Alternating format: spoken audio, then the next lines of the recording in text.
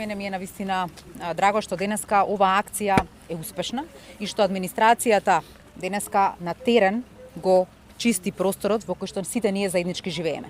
Министерството за труд заедно со сите институции под него, како и со дополнителни институции како што е Агенција за енергетика, Институт за стандардизација, го чистевме калето, околу калето и околу Музеот за современа уметност. На полигонот се сретнавме заедно со градот Скопје, каде што го посетуваме ова место, од каде што преселивме и обезбедивме соодветно топло живеелиште во зимскиот период за 14 семејства или околу 80 лица. Вие знаете дека ова го правиме втор пат. Првиот пат исто така ги преселивме и имаат тие привремени или живеалишта од времен карактер во Визбегово, позади домот за азиланти.